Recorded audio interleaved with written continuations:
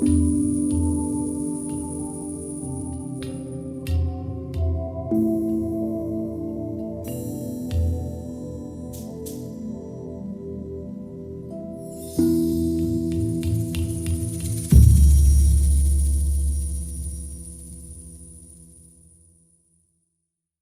everyone, Bill Duvendack here with the October 2022 monthly astrological preview. So go ahead, get cozy. It is going to be a very active month with a lot of ups and downs and changes because that's the only constant and we haven't had enough of it, right? Anyway, let's begin with the fact that October 1st and 2nd start off with Mercury going direct. Let's just start there. Hooray! I don't know about you, but this one has been particularly brutal, and I am glad to have it in my rear view mirror. Now, in addition to that, we have the moon conjunct Venus in Venus's sign of Libra, and the moon is squaring Mercury in Virgo. So all that feel-good energy might be out there in the air, and it is a good time to put into practice love being the highest vibration, but you may find that it's hard to put that into words. Or you may find that your intentions are all about getting along with others and bringing peace to your personal relationships, but it's not received that way. So definitely pay extra close attention to communication, especially when it comes to loved ones.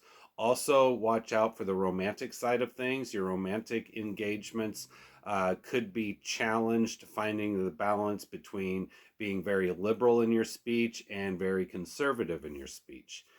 Now, we also have, because that's not enough on those couple of days, we also have a mutable sign T-square, which is happening between the moon in Sagittarius, Mars in Gemini, and squaring Neptune retrograde in Pisces. Now, if you've been watching these for a while, you know that a mutable sign T-square is a very challenging, pressurizing aspect. And when it comes along, it basically brings pressure to bear on us and encourages us to make changes. In this case, changes that have to do with sacrifice, sacrificing the lesser for the greater, sacrificing the short-term gain for the long-term gain, and sacrifice in its true definition of stopping something in order to make it sacred and to illustrate a part of your life that is no longer there. Now, when doing all of this, these first couple of days, one of the wiser ways to proceed is through caution, making sure that you focus on small victories rather than the large battle, because those small victories will lead up to the large conquest, regardless of what it is you're focusing on.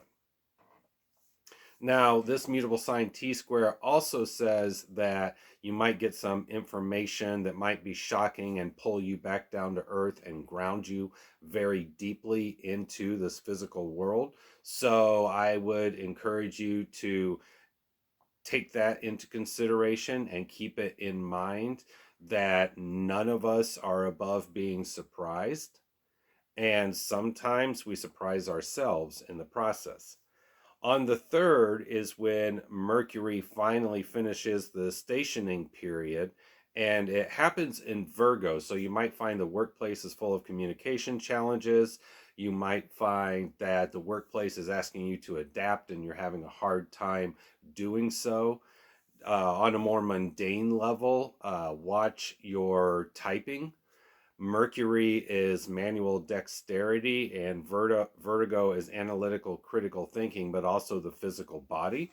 So don't spend too many hours at your computer. Get up, stretch. If you've been on screens too much lately, now's the time to back off of those screens. If you've been typing too much, now's the time to stop. But interestingly enough, the converse is not true. If you have not been typing much, then you don't necessarily have to feel like you have to type more now. So it's a little tricky of a situation, but all of these first 3 days are predicated around start, stop, changes. getting things that you might not have expected, or expecting things that you find out are unrealistic. So there's a lot of that vibe in the air. The fourth's nice and quiet, and on the fifth, we get the moon conjunct Saturn retrograde in Aquarius. So you might find that some of your unreasonable fears having to do with society really trigger your emotions. Now, this also means that one of the things you can do to work with the energy of this day is to reevaluate and reassess your emotions in general, and think about how to handle them in a more intelligent way, not a gushy wishy feel good way, a more intelligent way. Now, in addition to this, we have Mercury in Virgo squaring Mars in Gemini.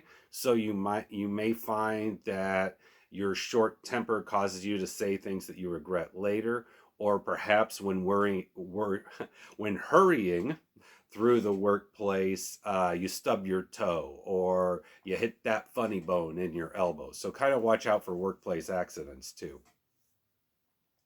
Also on that day, we have the Sun in Libra opposing Chiron retrograde in Aries. So you may find that you can use your personal relationships as petri dishes in learning about what you need to heal within you.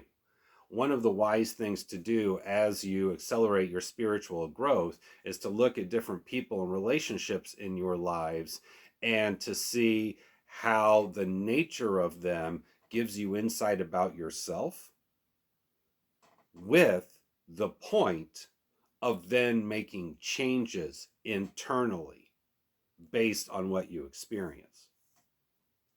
Sixth and seventh are nice and quiet. Then we move on to the eighth, and we have the moon in fiery Aries conjunct Jupiter retrograde in Aries.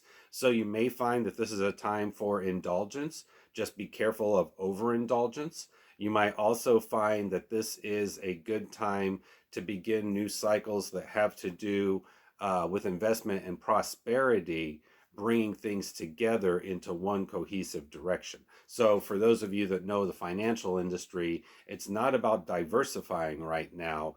It is more about going with your gut and looking at starting things rather than continuing things that are already in motion. Also on that day, we've got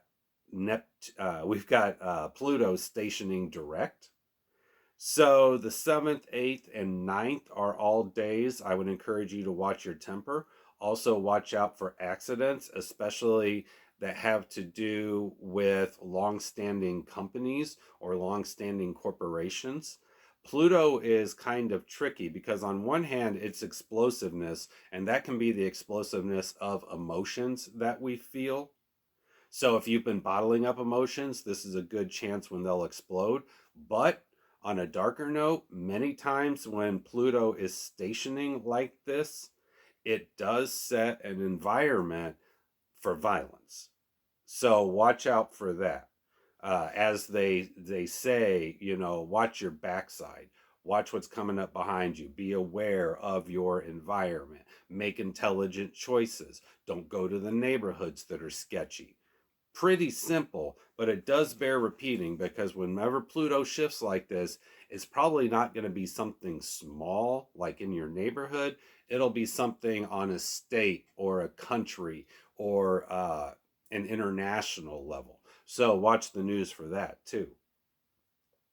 On the 9th, we've got the full moon, so it adds strength and weight to that Pluto stationing. And on that full moon, the moon in Aries is conjunct Chiron retrograde in Aries as well. So on the full moon, we have the Sun Venus conjunction, which more or less plays for 2/3 of the month, and it's opposing that moon Chiron. So what we get is we get our relationships showing us what we need to fix by pulling off the scab and bringing the injury to the surface. Now, we can also interpret this to say that perhaps in the name of healing yourself, it is time to review the personal relationships you have in your life, whether they are romantic, professional, or casual acquaintances, because now's a time when you might look around and say, I'm around all these people. I feel like I'm getting nowhere, but when I look at them, they have no ambition and no goals. No wonder I'm not getting anywhere. So this can be a little tricky. It's highly subjective for each person, but definitely expect your wounds to be highlighted during this time. But when they are, you may also find the key to peace, healing, and success. On the 10th, following it, so we're still in that full moon bubble. Mercury is at the last degree of Virgo, so you may find it's a good time to wrap up work-related projects and conversations. You may find it is a good time to work with the government if you have to, if you've got any outstanding business with them, regardless of the nation that you're in. And then we move on to the 11th, and that moon that was just an active player in the full moon continues to be a major player in that the moon will now be in Taurus and it will be conjunct the north node of the moon, retrograde in Taurus. Long story short, whenever the north node of the moon is involved, it tells us it is time to reassess where we're going spiritually. And with all of this activity in Taurus, it tells us that now it's time to look around at your life and see how it's mirroring your spiritual success. And that can be a little bit tricky. You know, if you're one of those people that gets on social media and talks about how much of a badass magician or witch you are, but your personal physical life is in chaos or it's a center of drama or it's unstable, then you got to look at the environment and say, well, I feel this about me, but this is not lining up with it. I need to fix this, or I need to change my internal dialogue because I'm obviously not all that if I'm surrounded by chaos. And right there, you see how subjective it is because the answer to these situations is unique to the individual and therefore something that only limited advice can be given. Following that, on the 12th, we've got Mercury moving into Libra. So you may find that it's a good time to chat and hang out with friends and just have some nice, relaxing evenings.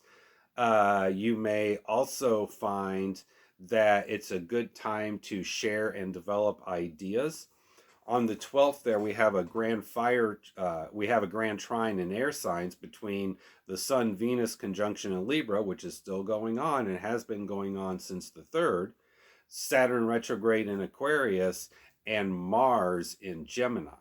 Now, the thing about this air trine is that it's all about communication, networking, brainstorming, inspiration, to a certain degree daydreaming, but not daydreaming in the sense of escapism, but rather daydreaming in the form of creative visualization. On the 13th, that shifts and gets even better because starting that day, we've got 6 planets in air signs. Now, this is great for the reasons I just mentioned, but when you get this much air, it means you might turn into a blowhard if you're not careful, or you might get carried away in the mind and lose context of the physical world that we live in. All the spiritual information and secrets of the cosmos can be fantastic and they can make you feel good, but at the end of the day, if it's not bettering your life, and when I say bettering your life, I mean bringing you physical results, if it's not bettering your life, then you don't fucking need it. I went through this in my 20s when I looked around and saw all this spiritual wisdom I had, but I was still stringing 2 pennies together to pay rent. And I realized it's because I spent too much time in my head and not enough time focusing on physical results. Same idea here.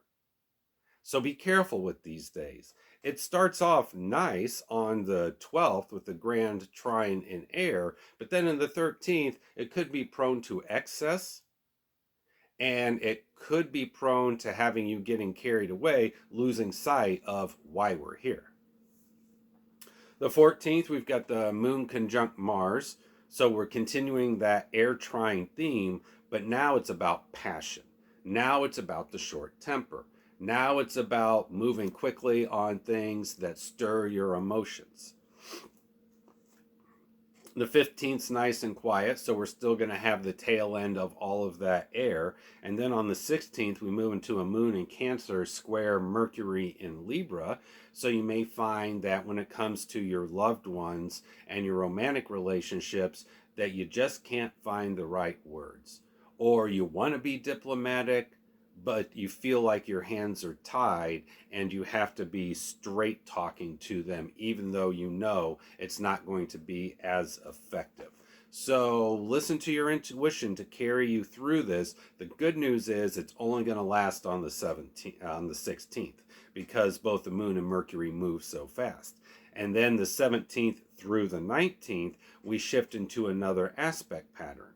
We move away from that mutable T square that was earlier in the month. We move away from that grand trine in air, and now we move to a cardinal T square, which is occurring between that Sun-Venus conjunction in Libra, still occurring, the moon in Cancer, and Pluto in Capricorn. So you're still going to get the challenges that you got before earlier in the month, but now it's not about adaptation and sacrifice. Now it's about taking the initiative. Now it's about saying, I trust you, Spirit. Where are you leading me? I'm executing my will. I'm doing my thing. I can't see what you got going on, but I can see now is the time to grab the opportunities. So from the 17th through the 19th, any opportunities that come your way with regards to people connections, like networking and securing the deal, so to speak, and how it improves your home life, yet does not take away from your professional success, are going to be the major themes of this time period. So you can see that right around then, things are going to get tense. And this builds. This is not something that happens the 17th through the 19th and it's bookended by those dates. This builds because just a few days later on the 23rd, the sun changes signs. So it's more like the 17th through the 24th is going to be a period where there's a lot of challenges and a lot of pressure brought to bear on the situation. And it's going to challenge your spirituality. It's going to challenge how much you trust spirit or divinity by whatever name you know it. It's also going to challenge how much you trust people. No person is an island. As much as a lot of us may think, we're all interconnected. If we're not socially engaged, then we have no right to bitch about things that are not harmonizing with us and that are working against us. So that time, the 17th through the 24th, is a good time to review all this. But more importantly, it's time to put things into motion, to be more proactive and step into your own personal power to make the changes that Spirit is bringing to your door. Now, also on the 19th, we've got the moon in Leo conjunct Saturn retrograde in Aquarius. So we revisit that theme. Did you catch my mistake there? I'm leaving this in. I mean, really, I should edit it out, but I'm leaving it in because on my paper that I've got written here with everything, I made a mistake when writing it down, saying that the moon was going to be conjunct Saturn, when in reality, the moon's going to be opposing Saturn. Moon in Leo, so creativity, good luck, good fortune, but also arrogance and pride is going to be in opposition to Saturn in Aquarius. So what this means is on the 19th and the 20th, you may find that you're torn between doing what's best for you and your loved one versus what's best for the greatest growth and good of all. You may find that your fear is accentuated at this time and that you might be feeling like you can't be your expressive self because of societal expectations and obligations. So one of the ways to work with this then is to do a little bit of both. It's not an either or situation. Now, that's the 19th and the 20th. The 21st is nice and quiet. The 22nd, we move on to the sun still conjunct Venus in Libra, as it's been going since the beginning of the month, but now it's at the final degree. And whenever you have a planet at the final degree of a sign, it's called the anaretic degree. The anaretic degree tells us major cycles are coming to a close that have to do with the traits of those planets, and it's going to occur in the arena of the sign. So in this case, on the 22nd, with the Sun conjunct Venus in Libra at 29 degrees, it tells us this is a day where relationships may end or come to a close. This is a day where if you're involved with the law with any kind of legal situations, it might get wrapped up and concluded then.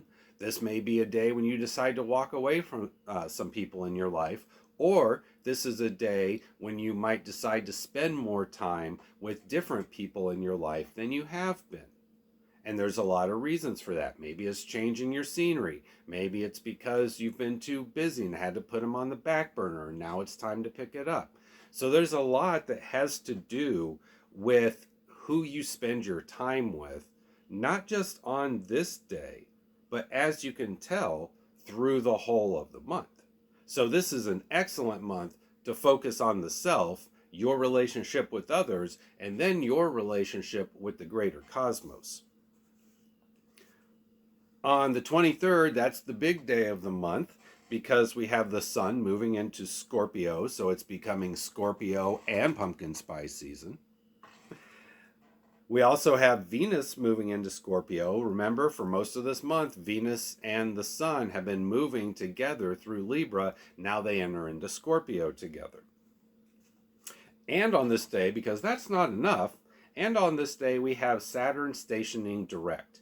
And this is going to take a couple days, but first of all, for that whole week, you may feel like the air is lead. It's hard to move. It's hard to get anything done. It's slow. Whenever Saturn stations, I've noticed that in the past, that it may feel like things are dragging on. Now, Saturn stationing also tells us that karmic situations may come up to be addressed or even brought to a close. And all in all, just that time period, about the 21st until the 25th, regarding Saturn, it's going to be heavy. It really is, because where Saturn is at right now in Aquarius has been forming a long-standing square to Uranus and the north node of the moon in Taurus.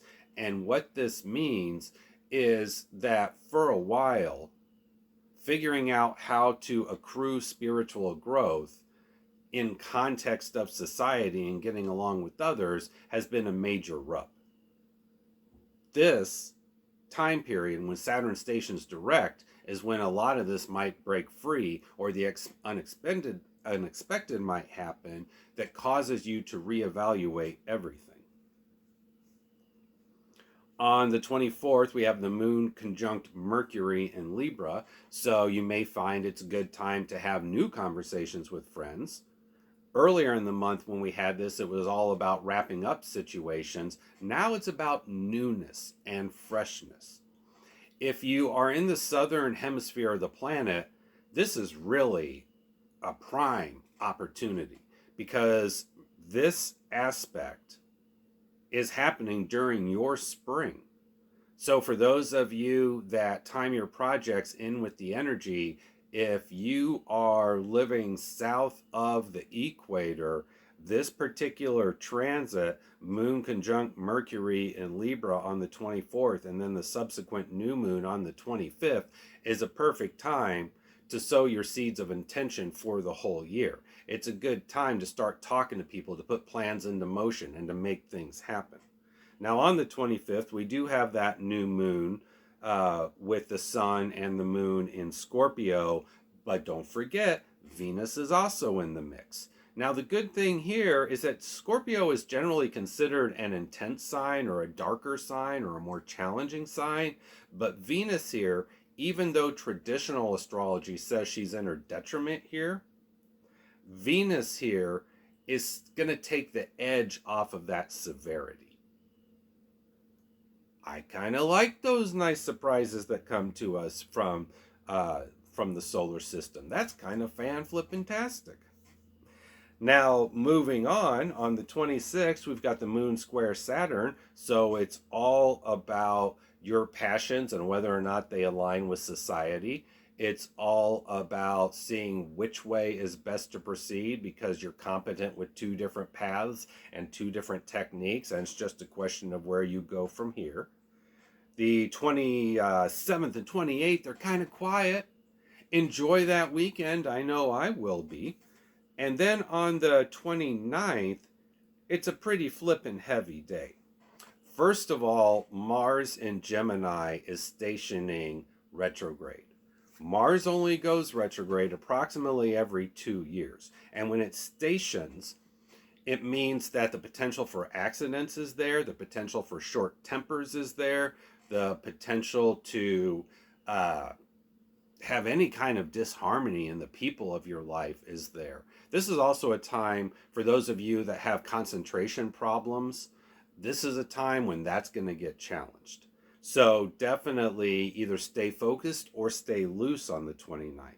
Now, Mars retrogrades then, and it stays retrograde until January 14th of 2023. So we end the calendar year with a Mars retrograde, which means it's a good time to review our internal energy levels. It's a good time to review our internal views of masculinity. It's also a good time to kind of ask yourself what's going on behind the scenes of communication. One thing I've noticed, and this has caused me some problems, maybe some of you have seen this, is that you know a lot of people in person, but you don't spend as much time with them as you do with people digitally. And you learn that with digital communication, and I really don't like saying this, 9 times out of 10, you have to use emojis in your digital conversation because if someone has a dry sense of humor and they don't use it, they might come off as serious. Then you respond because there's nothing to indicate emotions, and then they get offended even though it's their own goddamn fault, and then it leads to a fight. I've had this happen a few times in my life, and it pisses me off because I remember a time when we didn't need emojis. People would just speak their fucking emotions and they would type it in text. This seems like a tangent I'm going on or a tirade, but it's really not because the situation I just described might be pretty common while Mars is retrograde in Gemini, or at least while Mars is stationing retrograde here. So if you're communicating digitally with others, use emojis. And I can't stand fucking saying that, but that's the only way to communicate your emotions unless you're going to use accurate words born from a thesaurus to convey your emotions and your feelings. And this guy, who has been told by Brits I've got a drier sense of humor than them, really don't like saying this because I'm putting more work on myself, but I have found in the long run it avoids arguments because we're all on the same flipping page. Steps off soapbox. On the 30th, Mercury moves into Scorpio, so you may find that people take your words to heart more than they should. You might also want to pay extra attention to being precise in your speech because there's a tendency there to say things very veiled. And by that same token, it's also a good time to say veiled things. And then finally, on the 31st, or Halloween, as the pedestrian holiday is called, we've got the moon in Aquarius conjunct Pluto in Capricorn. So we've got an out of sign conjunction here. And what that means is that this is going to be a day that probably hits you right in the feels, as the cool kids say. This is a day when you might find your temper is shorter than normal, your emotions are more explosive than normal, that people and society trigger your emotions more, or people in your career trigger your emotions more. So October ends on just as intense of a note as it began. So you can see through the whole of this month, it's mostly going to be about how we get along with people and how that's in context of the greater society and how we get along with them. Now, with the retrogrades stationing both direct and retrograde, with full cycles coming to a close the month of October, it's going to be choppy. It is going to be an adventure. But if you can keep your cool and stay emotionally detached, it's going to be a month where you go through a lot of changes. But with the smart heads up play, those kind of changes are going to be ones in line with your will. So then, by extension, this also means if you're not that self empowered of a person, this month is going to kick you in the teeth, and it's going to keep kicking till you step up into your personal power. I hate to lay it down so black and white like this, but these are major themes that carry us through October. Anyway, thank you to Adam Knox and the Cult of You for this platform. I've got some new stuff going on with YouTube, so definitely check it out. I just unveiled a new chart interpretation technique in my most recent newsletter as well, and watch for the Bishop's Library. Also, watch The Cult of You for some projects that Adam and I have been developing behind the scenes. And until we chat again for the next month, may we all receive blessings of good health, prosperity, and success as we move forward in the next month of our lives. Let's ride the roller coaster, because it's going to happen whether we want it to or not. Let's put a smile on our face and ride it like we stole it.